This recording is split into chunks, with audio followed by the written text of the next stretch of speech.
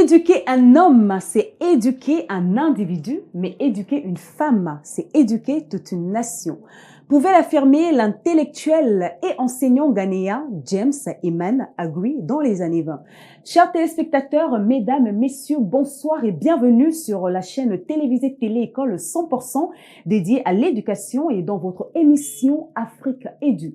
En ce mois spécial de mars qui est réservé et qui est mis à l'honneur des femmes, nous avons décidé aujourd'hui d'aborder 3 thématiques différentes, notamment au Niger sur les défis et opportunités de l'éducation des femmes dans les zones rurales, au Mali sur le leadership féminin et enfin au Sénégal sur l'entrepreneuriat féminin, réussite, challenge et perspective d'avenir.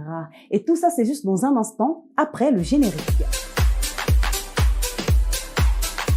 Chers amis, pour ce nouveau numéro de l'émission Afrique Édu, nous allons faire un cap au Niger sur la thématique des défis et opportunités de l'éducation des femmes en milieu rural avec notre invité spécial, Faisal Tahirou, qui est diplômé en sciences politiques et relations internationales, qui est assistant du programme au sein de l'Alliance pour la migration, le leadership et le développement. Bonsoir à Monsieur Faisal, merci d'avoir accepté l'invitation sur le plateau télévisé Afrique Édu. Bonsoir Fanta, je vais très bien et merci beaucoup de m'avoir invité à cette émission consacrée à l'éducation dans nos pays africains. Alors, comment l'éducation est dispensée dans les zones rurales au Niger? L'éducation en milieu rural au Niger est dispensée dans des conditions souvent difficiles, mais des efforts sont déployés justement pour améliorer l'accès et la qualité de l'enseignement.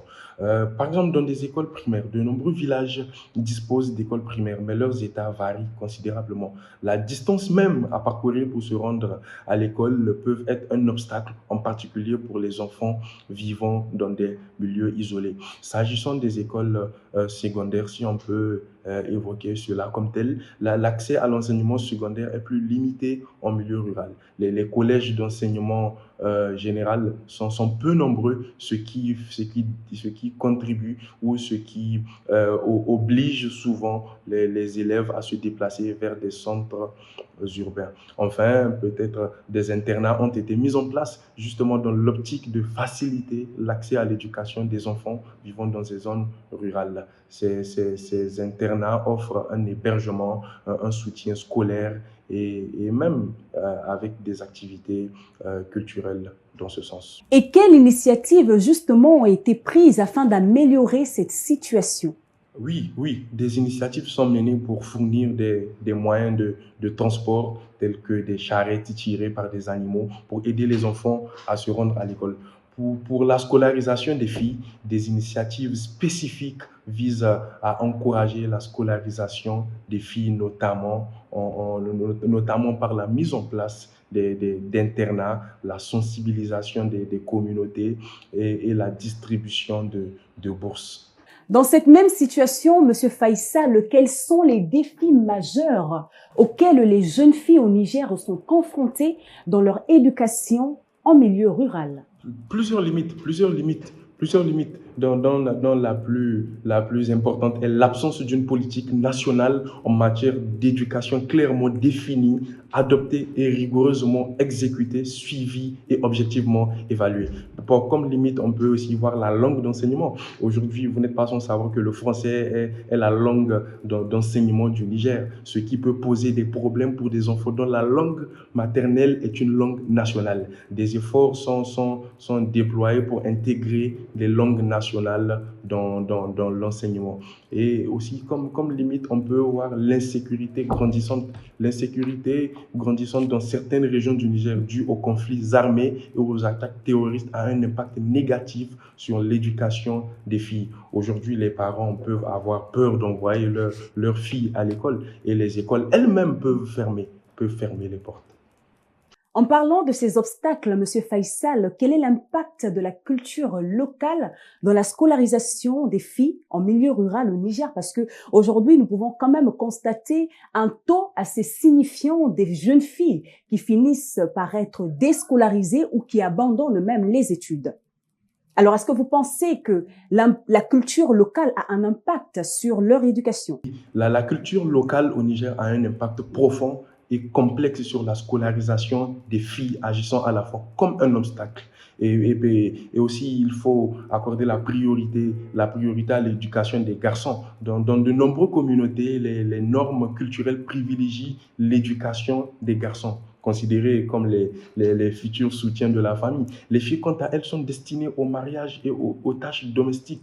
Et il faut évoquer un fait important également, les grossesses précoces, les grossesses adolescentes souvent consécutives au mariage précoce ont également un impact dévastateur sur la scolarisation des filles. Et en fin de compte, nous pouvons peut-être nous pencher, autant pour moi, sur les valeurs et croyances, la perception de l'éducation des filles dans nos sociétés.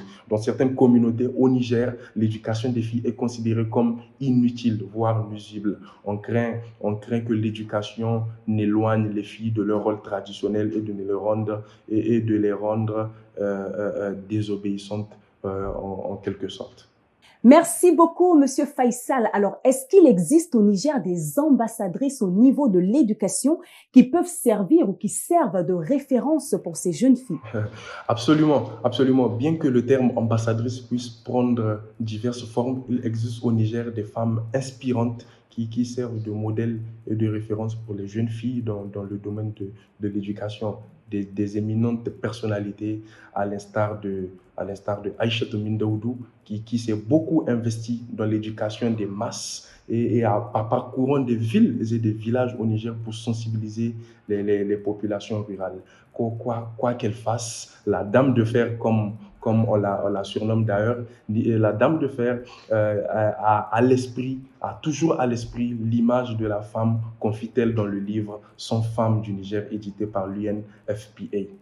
Nous pouvons également citer Aïcha Boulama Kakane, une des pionnières dans l'organisation et la tenue de la marche historique, d'ailleurs, que je vous rappelle, la marche historique des femmes nigériennes qui protestaient contre la faible représentation des femmes à la conférence nationale. Un mouvement à partir duquel est institué d'ailleurs la journée nationale de la femme nigérienne, désormais célébrée tous les 13 mai de chaque année. Je pense également à Madame Bari Bibata Nyandou, première femme commissaire de police du Niger, et bien entendu de Madame Mariama Keïta, qui fut la première femme nigérienne à avoir embrassé le journalisme. Enfin, en fin de compte, au-delà de tout ce que je viens de dire dans mon intervention, l'école est complémentaire à l'éducation familiale et doit servir à l'intégration des enfants dans la société, en leur permettant en particulier, bien évidemment, d'obtenir un emploi. Merci beaucoup, Monsieur Faisal. Merci une fois de plus encore pour l'acceptation de l'invitation sur le plateau télévisé de Afrique Edu. Plein de belles choses à vous et on se retrouve sûrement à la prochaine pour un nouveau numéro. Au revoir. Chers amis, le voyage au Niger revient de prendre fin, mais nous continuons de piloter en direction du Mali dans la capitale de Bamako avec notre invitée Aminata Yattara qui est journaliste et fondatrice de l'agence de communication Express Service Mali. Bonsoir Madame Aminata et merci d'avoir accepté l'invitation dans l'émission Afrique Edu. Bonsoir Fanta, comment ça va? J'espère que bien, moi ça va, alhamdoulilah. Merci en tout cas d'avoir pensé à moi du côté du Mali pour participer à cette émission que tu viens de commencer. En tout cas, ça fait plaisir. Alors, Madame Aminata Yattara, quelle est la place de la femme malienne dans la société actuelle? Alors, une question qui fait vraiment réfléchir, j'avoue. La place de la femme dans la société actuelle, de façon générale même, je dirais que c'est crucial. En ce sens que, voilà, la femme a toujours été un socle de la société. La femme a toujours joué un rôle prépondérant dans la construction de la société, de la famille surtout. Alors, si aujourd'hui on se retrouve à contextualiser, oui, de façon générale, la femme a toujours eu des rôles dans la société, mais actuellement, ces rôles-là ont changé. parce que la vie elle-même a changé, les choses ont changé et il faut qu'on suive naturellement la tendance. La femme aujourd'hui se retrouve à être chef de famille. Auparavant, ce n'était pas le cas, pas forcément en tout cas dans les circonstances qui font qu'elles prennent aujourd'hui les rênes de la famille. Aujourd'hui, on est amené à plus trouver une femme à la fois mère et père de foyer parce que si elle se retrouve à gérer toute une famille seule, elle est chef de famille naturellement. Au niveau professionnel, nous retrouvons également ces femmes battantes qui s'impliquent en tout cas au quotidien pour pouvoir jouer ou en tout cas occuper du moins des tâches qui ne leur incombaient pas forcément auparavant. Aujourd'hui, nous retrouvons des femmes chefs d'entreprise, des femmes à des niveaux en tout cas hiérarchiques dans nos structures, dans nos institutions. Tout cela nous amène à croire fondamentalement que la femme joue beaucoup de rôles dans la société actuelle. Et comment les jeunes femmes ou les jeunes filles maliennes se préparent à assumer des postes de responsabilité et de leadership, que cela soit dans leur études, travail ou communauté? Alors, je le disais tantôt, au-delà de ces différents rôles, la femme occupe toujours son rôle principal, qui est d'enfanter. Aujourd'hui, mère au foyer, hier, aujourd'hui, mère au foyer, mais un supplément qui vient. Cela montre à quel point dans nos sociétés ou dans notre société malienne d'aujourd'hui, la femme peut être à la fois en famille et au bureau. En famille, parce qu'elle est obligée de veiller sur l'éducation des enfants, de veiller en tout cas à leur épanouissement dans la société, mais bien au-delà. Donc, ça veut dire que quoi que nous occupions aujourd'hui dans nos services, dans la vie quotidienne, il ne faut pas qu'on oublie ce rôle principal-là qui incombe à la femme.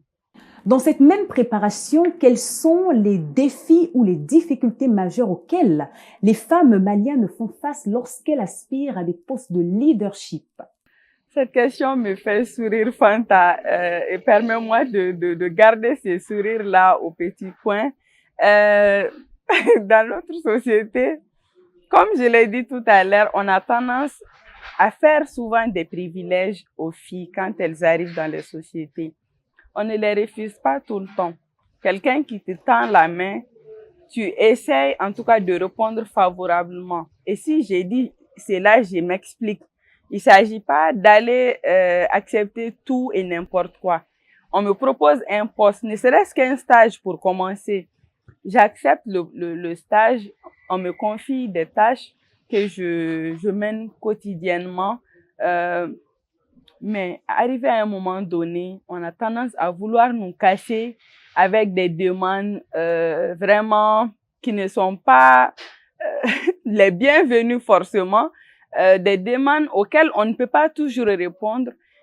Vous comprendrez par là, j'ai pas envie de rentrer dans certains détails, mais il faut aujourd'hui que nous les filles, nous les femmes, nous les jeunes dames surtout, que nous prenions conscience que seul l'effort finira par nous payer. Ça peut tarder, ça peut traîner, ça peut prendre du temps, mais ça arrivera. On ne peut pas travailler, donner de soi pendant des années et ne pas voir, en tout cas, les résultats s'afficher tout doucement pendant qu'on monte les échelles ou l'échelon.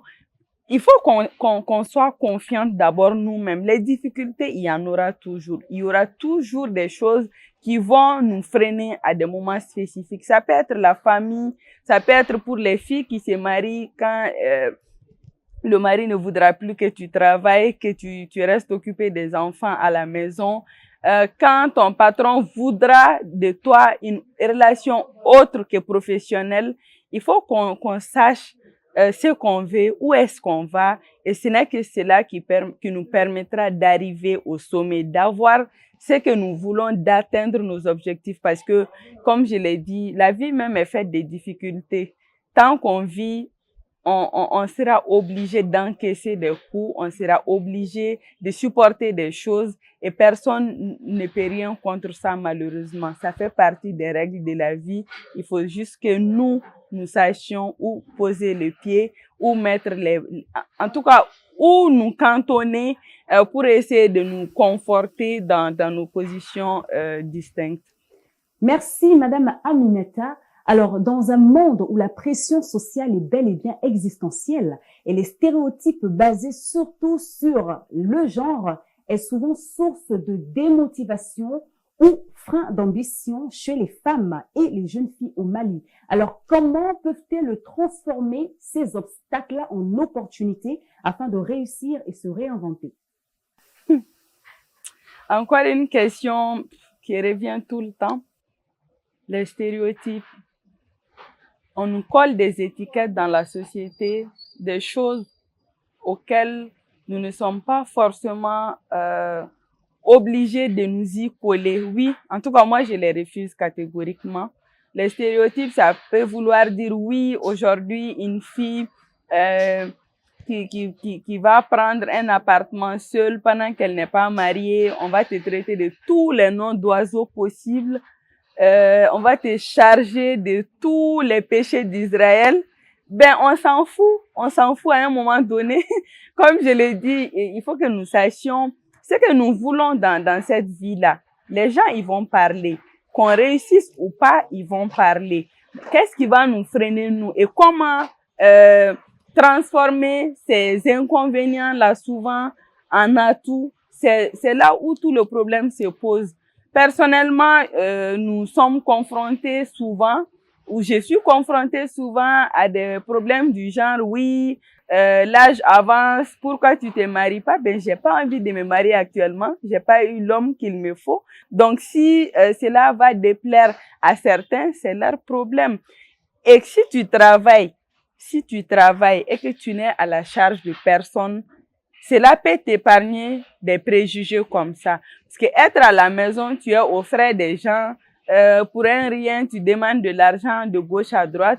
Ben, naturellement, si un mari vient, on va vouloir se débarrasser de toi. Mais si tu es responsable de toi et que tu parviens à occuper un autre poste en famille, autre que être enfant de la famille, mais contribuer naturellement aux frais, aux charges, aux besoins de la famille, cela nous permet à des niveaux différents de pouvoir nous imposer, de dire oui, c'est bien que les gens se marient, mais je ne me marierai pas pour la simple raison que oui, tel s'est marié, tel autre s'est marié, mais dans quel genre de mariage ils sont, moi je n'en sais rien. Tout ce que je sais, c'est que je me marierai au moment venu. Et ça, c'est parlant de nos familles ou dans la société. Mais niveau professionnel, c'est carrément autre chose. Une jeune fille parvient à occuper un poste de responsabilité, souvent mérité, parce que nous, les filles, on a du talent, on a un savoir-faire que nous essayons de prôner quand on évolue dans une structure bien définie. Mais pourquoi on va accorder le poste à un homme, pas à une femme? Tout simplement parce que c'est une femme. C'est vrai, être femme, c'est synonyme à beaucoup d'autres choses, à beaucoup de responsabilités au niveau familial. Mais au niveau professionnel, cela ne doit pas nous limiter et nous ne devrions pas accepter que cela soit un frein pour nous. Nous devrions penser plutôt à trouver des astuces de comment contourner ces petits obstacles-là qui se dressent souvent devant nous. Il faut que nous soyons suffisamment armés, nous soyons suffisamment volontaires dans notre optique d'aller de l'avant, d'occuper des postes de responsabilité, tout comme les hommes. Mais comprenez par là que je ne dirai pas non plus aux femmes que non, oui, nous et les garçons, nous et les hommes, on est pareil, on n'est pas pareil. Du moment où Dieu a fait de nous deux sexes différents, on ne peut pas être pareil, mais on est tout simplement complémentaires. Ils jouent des rôles nous aussi et on ne peut que se compléter si on travaille ensemble. On n'est pas des ennemis, on n'est pas non plus égaux, non. Pouvez-vous partager avec nous quelques exemples de femmes leaders au Mali, surtout quels sont leurs traits de caractère et les stratégies qu'elles ont utilisées pour réussir? Alors, déjà, je vais situer le contexte dans lequel moi j'évolue. J'évolue dans ces domaines spécifiques, la communication, l'information, qu'est le journalisme et la culture. Voilà les domaines dans lesquels j'évolue. Et si je prends chacun de ces domaines-là, oui, il y a des femmes aujourd'hui qui m'inspirent de par leur caractère justement, des femmes qui sont capables. Dans le domaine du journalisme, je fais appel tout de suite quand on me pose cette question à Ramata Djaouré. Voilà une dame qui m'inspire pour différentes raisons. Pour pouvoir, enfin pour vouloir exiger quelque chose, il faut en avoir dans la tête. Une tête bien faite, ensuite un courage inégalable, mais aussi un caractère, un trait de caractère très fort. Elle est respectée pour des choses comme ça. Et c'est pour des choses, elle est capable de dire à des moments spécifiques que stop, oui, on en a marre, on ne veut pas ça, on veut ça, voilà comment on voit les choses. Cette dame, bien plus au-delà de moi, inspire beaucoup de choses, beaucoup de gens. Et dans différents domaines même, j'ai envie de dire, mais puisqu'on est dans le domaine dans lequel moi j'évolue, je fais référence à elle. En tant que pionnière dans ce domaine-là, une femme qui arrive à occuper le poste qu'elle a aujourd'hui dans le secteur du journalisme, c'est bien rare parce que souvent on veut des choses, mais on n'a pas les capacités nécessaires pour occuper ces postes-là. Donc, accepter de se former, accepter voilà, de suivre le cours des choses tout en se respectant et en respectant les autres. Dans le domaine de la culture, je ferai appel à Madame Aminata Draman Traoré, qui aussi, par son trait de caractère, inspire les gens. Donc, comme source d'inspiration aujourd'hui, nous les jeunes, il n'en manque pas pour nous. Il y en a suffisamment. Des gens qui prônent une certaine valeur, un certain nombre de valeurs, de principes au quotidien, qui font que partout où elles passent, elles parviennent à s'imposer, quoi qu'il se passe, quoi qu'il se présente comme situation, elles parviennent en tout cas à tirer leur épingle du jeu. Donc, on ne peut que les saluer pour ce qu'elles sont aujourd'hui, pour cette jeune génération-là. Maintenant, on reste toujours sur le trait de caractère. On peut s'imposer sans pour autant offenser, sans pour autant détruire les autres sur notre passage. Oui, il faut que nous, les femmes, nous comprenions que ce n'est qu'en se mettant ensemble, en voulant partager des choses avec les plus jeunes, en voulant corroborer souvent sur certains projets avec les plus jeunes, que nous parvenons à les impacter. Le tout n'est pas de dire oui, je suis telle dans ça, je fais telle dans telle chose, mais de savoir à un moment spécifique ou à des moments bien définis qu'est-ce que je peux faire, qu'est-ce que je fais justement pour continuer à inspirer la jeune génération. Et ces dames-là nous inspirent de par leur trait de caractère. Merci beaucoup, Madame Aminata. La fin de cet échange prendra fin par la question suivante. Que diriez-vous à une jeune fille, peu importe l'endroit où elle se trouve en ce moment, qui doute de ses capacités, qui n'a pas du tout confiance en elle et qui pense qu'elle n'a pas des ressources nécessaires pour devenir un leader dans son domaine d'activité? Être leader, ça s'apprend. Souvent, ça s'impose à nous dans la société. Plus on évolue, plus ce qu'on attend de nous, l'attente aussi devient considérable. Et nous devons apprendre à composer avec ce changement-là que nous impose le milieu professionnel ou même la vie familiale. Souvent, il faut que nous soyons prêtes à savoir comment et quand gravir les échelons. Aujourd'hui, on me demanderait dans quelques années en arrière, est-ce que tu aurais pensé atteindre le niveau que tu as aujourd'hui? Je ne pense pas si ma réponse aurait été oui. J'ai toujours été convaincue que je ferais des choses dans cette vie, mais Ce que j'ai et ce que j'ai été, il y a un écart, un fossé, mais qui est énorme. J'étais très timide, quelqu'un qui était incapable de s'exprimer devant les gens, quelqu'un qui était incapable de lever les yeux pour fixer quelqu'un. Et aujourd'hui, je sais comment j'ai travaillé sur moi pour être ce que je suis aujourd'hui. Donc, je dirais tout simplement à cette jeune fille qui pourrait tomber sur cette vidéo de se dire que tout est possible. Notre limite, c'est ce que nous nous infligeons nous-mêmes. Il n'y a pas de limite possible. On est capable de devenir ce qu'on a envie de devenir.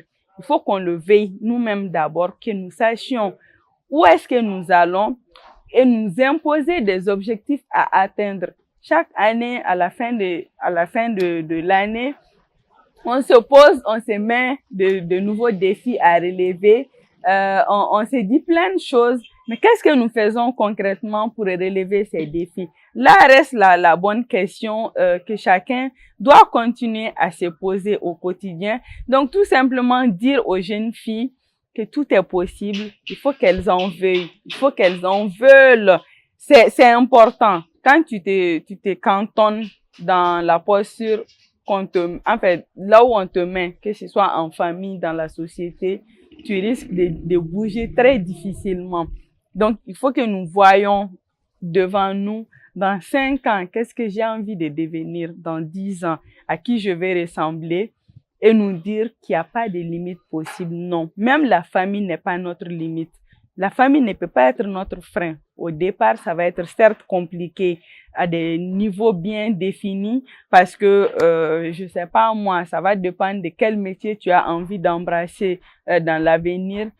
La famille peut ne pas accepter de prime abord, mais en persistant, en voulant le faire, on va trouver des astuces, on va trouver ensemble des solutions. Donc, dire tout simplement à la jeunesse ou à la jeune féminine qu'il n'y a pas de frein. Nous, les femmes, on est nées pour briller aujourd'hui et on va atteindre le sommet ensemble. Merci beaucoup, Madame Aminata, pour votre participation excellente.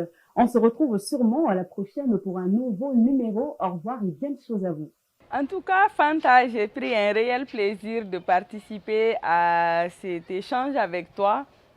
J'espère que ça pourra profiter à des jeunes filles qui vont suivre cette émission, nos petites sœurs naturellement, parce que nous aussi on est très très jeunes pour l'instant, mais dire également à la jeunesse de façon générale qu'il n'y a pas de limite. Hommes ou femmes, nous avons des rôles à jouer, nous sommes complémentaires. Et à la jeune féminine, de façon spécifique cette fois-ci, qu'il n'y a pas de barrière. Non, il n'y en a pas. On est capable, on est né pour briller et nous allons briller, nous allons atteindre le sommet ensemble. Il faut juste que nous soyons animés d'assez de courage, d'assez de volonté pour atteindre nos objectifs dans l'avenir. Merci beaucoup Fanta et à très bientôt, certainement pour parler d'autres choses dans cette émission.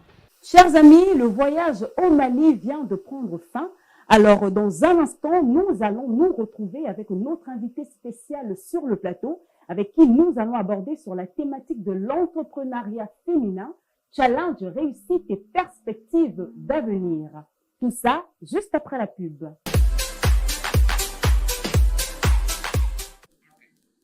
Nous sommes de retour, les amis, sur le plateau télévisé Afrique-Edu avec notre invitée spéciale, Madame Deng Meyo Melba Orly, qui est de nationalité gabonaise. Chercheure enseignante au sein du Digital Campus de l'ISM Dakar et de l'Université Cheikh Anta Diop au Curé. Co-conceptrice de la première intelligence artificielle à parler en Wolof Awa et entrepreneur tech. Bonsoir Madame Orly et bienvenue sur le plateau télévisé. Bonsoir. Ça va, vous êtes à l'aise? Ça va très bien, vous inquiétez pas. D'accord. Alors Madame Awa, quel est l'objectif de la conception de cette première intelligence artificielle Awa à parler en Wolof? Alors, Awa, son objectif est d'abord premièrement l'inclusion. L'inclusion numérique. Nous avons pensé premièrement à nous dire il faudrait que désormais ceux qui se retrouvent dans des villages puissent eux aussi être en harmonie avec la technologie. Surtout que nous sommes dans l'ère maintenant de l'IA et quand on parle d'IA, on parle aussi de robotique, Donc, on voudrait pas, en fait, on a pensé à ces personnes-là et on s'est dit, on ne voudrait pas, en fait, qu'ils se lèvent un jour et qu'ils réalisent qu'il y a des robots qui parlent Wolof et que eux, ils soient déphasés. Donc voilà, nous on avance, mais on veut avancer avec eux. D'accord, c'est très bien. Alors, comment les jeunes femmes aujourd'hui peuvent se positionner sur l'entrepreneuriat digital? Parce que je vous rappelle que vous êtes entrepreneur tech. Bien sûr. Bien sûr. En fait, mon profil, c'est vrai que je suis entrepreneur tech Oui. et c'est une passion que j'ai depuis 2014. D'accord. Et pour se positionner, c'est assez simple. J'ai toujours dit en fait que l'un des challenges en tant que femme que j'avais, par exemple, c'était les émotions. Il faut savoir travailler sur ses émotions. Ça, c'est un. Deuxièmement, il faut beaucoup travailler et investir dans sa formation. Parce que le milieu de la tech, c'est un milieu qui change tout le temps. Donc, si on ne s'adapte pas, si on ne se forme pas et si on fait les paresseuses, ça n'ira pas. Exactement. Alors, quels sont, selon vous, les principaux défis auxquels les femmes sont confrontées aujourd'hui dans l'entrepreneuriat? Alors, les principaux défis, je pense que ça, c'est quelque chose qui revient chaque année et qui est à même d'être maîtrisé avec justement les droits et tout qui se font valoir maintenant un peu plus. Mais vraiment, les principaux défis, c'est que des fois, on n'est pas prise au sérieux. Ok. Ouais, ça, c'est un vrai challenge. Des fois, on n'est pas pris au sérieux. Donc, tu vas remarquer et réaliser que dans un milieu où, voilà, vous êtes dans une réunion, il y a plein d'hommes, etc. Quand tu vas émettre une idée, bien qu'elle soit pertinente, tu devras user de charisme et t'imposer et dire je veux ça aussi, montrer que tu es dans la salle, etc. Et voilà, il y a tout un jeu. Or que c'est différent. Tu vas remarquer que la conversation elle peut être un peu plus différente quand c'est entre hommes et tout. Et voilà, ils se comprennent facilement, ils peuvent se valider facilement. Exactement. Mais on valide pas forcément une femme qui est dans la tech ou bien qui est au milieu d'hommes et tout. Elle doit. En fait, il y a ce truc où tu dois tout le temps dire j'en vaux la peine. J'en vaux la peine. J'ai de la valeur. Je connais. Je sais. Donc, tu dois justifier ton apport. Et ça demande aussi une énorme confiance en soi. Mais clairement. Parce que si c'est pas le cas, Clairement. Il faut dire la vérité, c'est que il y a quelques années de cela, on était en 2018-2019, j'ai pris conscience justement que je devais travailler sur mon développement personnel. Oui. Et j'ai même été coachée par Monsieur Souleymane Seck. Et franchement, ça m'a aidée. Si je n'avais pas pris conscience que je devais travailler sur mon développement personnel, mes soft skills, etc. Mais voilà, parce que j'avais par exemple un gros problème d'estime de soi et de confiance en soi, et ça faisait en sorte que je pouvais tâtonner, d'accord, sur certaines choses et tout le reste. Mais là, ça va largement mieux. Quand tu as confiance en toi, tu n'attends pas la validation des autres. De quelqu'un. Exactement. Et comment vous avez surmonté ces défis-là? C'est-à-dire quels conseils vous pouvez donner aujourd'hui aux femmes qui traversent sûrement la même situation, qui sont minimisées dans leur emploi ou dans leur entreprise parce qu'elles sont femmes. Comment elles peuvent surmonter ces défis? Alors moi, je dis souvent une chose, c'est il faut savoir qui vous êtes. Ça, c'est déjà de 1. Si vous savez que vous avez les compétences, si vous savez que vous avez de très bonnes idées et surtout que vous mettez le temps qu'il faut dans un boulot, il n'y a pas à se sentir lésé ou quoi que ce soit. Et en vérité, moi, je n'hésite pas, par exemple, à quitter certains milieux qui ne me sont pas favorables. Très bien. Quand je quitte, c'est parce que je sais quelle est ma valeur et je sais comment je vais rebondir. Donc vraiment, ce sont des choses que l'on doit mettre en place. Par exemple, il y a un truc que je dis à chaque fois et que je prends comme exemple. Je dis, vous savez, moi, je suis mère de 2 enfants. Je suis mère célibataire de 2 enfants. D'accord. Et il faut savoir que mes enfants, je les ai eus à l'âge de 18 ans par là. Et ça n'a pas été facile d'être une jeune fille, mère célibataire, mais qui croit toujours en un rêve, c'est celui d'être dans la tech et de pouvoir impacter. Donc moi, je dis, quand tu as l'occasion d'être une jeune fille, t'as pas d'enfant, t'es là, mais bosse. Exactement, il faut bosser. Bosse, travaille sur toi, aie confiance en toi, ne lâche pas prise et n'écoute pas ce que les gens vont dire. Parce que la vérité, c'est que avec le temps, tu réalises que les gens, ils te parlent de leur propre peur. Oui. Ils ne te parlent pas vraiment de toi. Oui, exactement. Toi, tu vois quelque chose et c'est normal que le challenge puisse effrayer quelque part. Par exemple, une fois, il y a un ami qui m'a dit, mais tu sais, il y a le stress négatif et il y a le stress positif. Justement. Donc, le stress négatif, il te paralyse. Le stress positif, il te dit, ouais, ce que tu es en train de faire là, c'est énorme.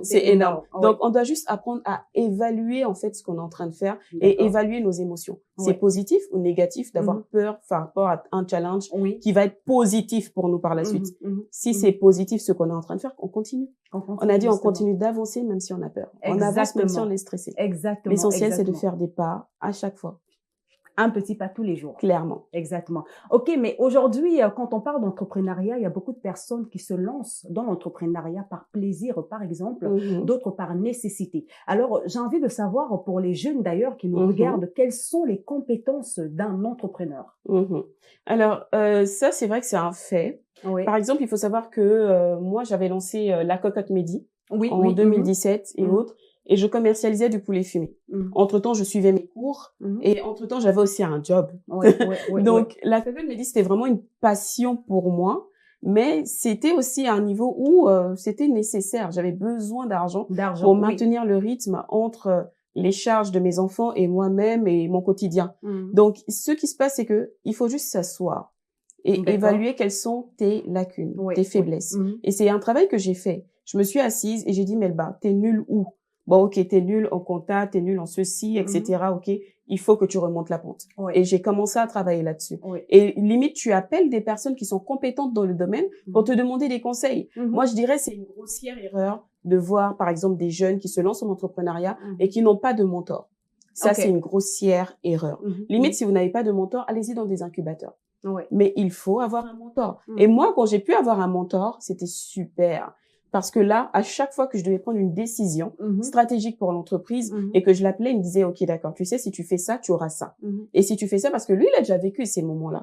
Donc, il me conseillait et tout. Et à chaque fois, je disais, waouh. Par exemple, un fait qui a été un peu nul, c'était que j'avais ouvert en 2017 et arrivé en 2021, je comprenais pas pourquoi je vendais toujours autant. Donc, j'arrivais à avoir un certain quota de vente, mais côté chiffre d'affaires, c'était pas ça. Et voilà, j'étais déçue. Et en discutant justement avec mon mentor, c'est là où j'ai réalisé, il m'a dit, c'est quand la dernière fois que tu as augmenté tes prix? Moi, j'avais une perception de ça, mais waouh, en fait. C'est-à-dire, je me disais, non, je vais pas augmenter mes prix parce que je pense à mes clients, parce que ceci. Et il m'a dit, à quel moment tu penses à toi? Parce que là, c'est ton énergie, c'est ton temps et c'est toi, voilà. Exactement. Donc, les fournisseurs, ils augmentent leur prix et toi, tu ne bouges pas parce que tu penses à tes clients. Et toi, tu es perdante. Tu bouges pas. Et là, quand j'ai revu ça et que j'ai augmenté mes prix et que j'ai expliqué le pourquoi à mes clients, là, j'ai commencé à souffler. Je me suis dit, mais waouh! Exactement. Vous avez compris d'où venait exactement le problème. D'où venait exactement le problème. Oui, c'est sûrement ça. Et ce que j'apprends aussi, c'est que quand on est entrepreneur, il nous faut beaucoup de résilience. Parce qu'on est tout le temps parsemé par des échecs, des défis, mais on doit toujours avoir la force de rebondir et d'avancer malgré ces défis-là. Clairement. Toujours. Clairement. Alors, aujourd'hui, il y a beaucoup de femmes qui ont bien l'envie de se lancer dans l'entrepreneuriat, mais qui trouvent tout le temps comme excuse qu'elles n'ont pas l'argent ou qu'elles n'arrivent pas à avoir accès au financement, par exemple. Comment peuvent-elles surmonter ces défis-là? Qu'est-ce que vous pouvez leur dire là maintenant? Alors, bon, si je dois encore prendre mon exemple, il faut savoir que la première chose que j'ai faite, c'est que je suis allée chercher du job. Donc, il faut savoir que j'ai commencé par faire les centres d'appel. J'ai commencé par ça, bon, j'ai pas supporté, j'ai fui. Là-bas, la pression, elle est énorme. J'ai fui. Mais par la suite, il faut savoir aussi ce que j'aime bien avec les centres d'appel, c'est qu'on te forme à la relation client. Exactement. Ce qui fait que par la suite, j'ai pu être embauchée dans une entreprise, une administration, où j'ai travaillé pendant 2 ans, d'accord, et j'étais dans la relation client, j'étais conseillère en orientation, et c'était super pendant 2 ans. Et ça m'a aidé justement à pouvoir prendre une part de mon salaire et injecter à chaque fois dans mon business. Donc voilà, c'est un sacrifice. Parce que, en fait, pendant cette période-là, et c'était dans la période où je militais justement pour avoir mon master, mon master 2. Mais quand je suis sortie de là, j'étais traumatisée et je me suis dit, mais t'as trouvé cette force où? Parce que pendant 2 ans, je travaillais du lundi au vendredi. De 8h à 17h, 18h. Et quand je rentrais, je jetais mon sac. Je réfléchissais pas. Et là, j'allais tout de suite allumer mon feu et je faisais du poulet fumé. Du poulet fumé pour vendre. Oui. Et je vendais au moins jusqu'à 22h chaque jour. Donc, chaque jour, du lundi au dimanche. Je vendais. Et le week-end, le samedi et le dimanche, de 9h à 17h, j'étais en salle de classe. Ça demande beaucoup de persévérance. J'étais en salle de classe. Il y avait des jours où je voulais lâcher. C'était horrible. Je disais, mais pourquoi tu tiens? Mais bon, c'est vrai, tu es déjà en master 2, mais c'est trop lourd, arrête et tout. Et ce qui était super, c'est qu'il y a eu maintenant ce truc autour de moi, l'entourage. C'est très important. L'entourage pour le soutien. Bien sûr. J'ai eu ce truc autour de moi où quand j'avais mes condisciples qui constataient que bon, là, on commence le cours à 9h, il est 10h, mais n'est pas là. Il y en avait qui venaient cogner à ma porte. Ok. Ils venaient me chercher. Oui. Ils regardent, ok, il y a la nounou qui est là, tu fais quoi? Et moi, je suis là, genre, non, je veux pas y aller. Et on me dit, non, on y va. Il faut qu'on Je parte. dis, ok, là, tu me vois en salle de classe, je suis assise. Et je dis, mais ils ont quoi? Lâchez-moi. Justement, ça demande beaucoup de persévérance Clairement. et de détermination. Mais clairement, mais Beaucoup. après, c'est encore juste une question d'objectif. Oui, exactement. Qu'est-ce que tu veux atteindre comme objectif? Si tu sais que ton objectif, clairement, tu l'atteins Mhm. en persévérant dans une voie qui n'est pas Mhm. forcément agréable, Mhm. parce que c'est là où on parle justement de sortir de sa zone de confort. Justement. Quand tu es là et que tu sais quel est ton objectif et que tu veux l'atteindre, Mhm. tu es prête à payer le prix. Le prix. Mais si tu Exactement. ne veux pas payer le prix, Mhm. sache que tu vas juste te plaindre. Bah Exactement. oui, moi je peux pas, moi ceci. Moi... Exactement. Voilà. Exactement. Alors aujourd'hui, quelles sont selon vous les stratégies qui peuvent aider les femmes à développer leur réseau professionnel? Parce que quand on est entrepreneur, on a forcément besoin d'avoir un réseau assez large. Clairement. Mhm. Vous savez, de nature, par exemple, moi je suis introvertie, Oui. mais une fois que j'ai saisi ça, Mhm. j'ai commencé à travailler mon côté social. Donc je sociabilise facilement. Avec les autres. Voilà. Mhm. C'est important. Déjà de quand il y a des workshops, des formations, etc., je peux y aller. Aujourd'hui, j'y vais moins, mais avant, j'y allais vraiment. Je fais acte de présence, j'écoute, je sympathise avec 2-3 personnes autour, etc. C'est toujours important parce que vous savez, des fois, vous allez, encore une fois, vous aurez besoin d'un certain profil et c'est bien si vous l'avez déjà dans votre répertoire. Donc, c'est ça. Sortez de votre zone de confort. Allez-y, discutez avec des personnes qui sont dans le domaine. Quand vous entendez qu'elle donne une conférence, quel que soit le prix, payez le prix du ticket ou du billet, allez-y, écoutez-la, essayez de sympathiser avec l'entourage qui sera là-bas. Et voilà, c'est comme ça qu'on se crée un réseau. On se crée pas un réseau en postant uniquement sur LinkedIn ou sur Facebook. On se crée un réseau en étant présent. Exactement, en étant présent. Alors aujourd'hui, quels conseils vous pouvez donner aux jeunes filles, aux femmes qui veulent se lancer dans l'entrepreneuriat, mais qui ont peur de l'échec? Aïe. Mais qui ont peur de l'échec. Quels conseils vous pouvez leur donner? Je vous dirais cette phrase-là qu'on lit à peu près tout le temps sur les réseaux. C'est l'échec, c'est le chemin. Il n'y a pas de réussite sans échec. Moi, à force de regarder des trucs sur TikTok, non, sur Insta et YouTube, je me disais, c'est pas normal qu'il y ait des échecs. Mais en vivant cela et en côtoyant de vrais entrepreneurs aussi, qui eux peuvent vivre des échecs chaque semaine ou chaque 2 jours, un vol, un ceci, etc. J'ai compris que c'était ça, en fait. Et qu'est-ce qui se passe? La seule chose, c'est que quand tu vis un échec, tu dois prendre le temps de l'analyser. Pourquoi je l'ai vécu? Si par exemple, moi, on m'a volé par exemple une moto. On m'a volé une moto. Ce jour-là, je me suis assise et j'ai dit, bon, qu'est-ce qui s'est passé? Est-ce que j'ai recruté la mauvaise personne? Parce qu'après, j'ai même pas pu joindre la personne, il a juste jeté sa carte SIM. J'ai dit, mais là, il faut revoir ton processus de recrutement, par exemple. Ça, c'est un. Deuxièmement, tu te dis, OK, prochainement, il faut aussi que dès que la personne soit abordée, en fait, tu revois les process pour ne plus revivre la même chose. Mais tu ne fuis pas, tu ne te dis pas, non, l'échec, moi, non. Parce que l'échec t'enseigne. Exactement. Et c'est grâce à l'échec que tu peux dire, j'ai de l'expérience. Oui. Justement. Donc, ce qu'on peut retenir, c'est que on ne doit pas avoir peur de l'échec parce que l'échec fait partie du parcours d'un entrepreneur. Un entrepreneur expérimenté et excellent. Alors, comme dernière question, pour très rapidement finir, comment vous voyez l'avenir de l'entrepreneuriat féminin dans les 5 à 10 prochaines années? En tout cas, je vais vous donner mon idéal. Et quelles sont surtout les évolutions que vous souhaitez voir?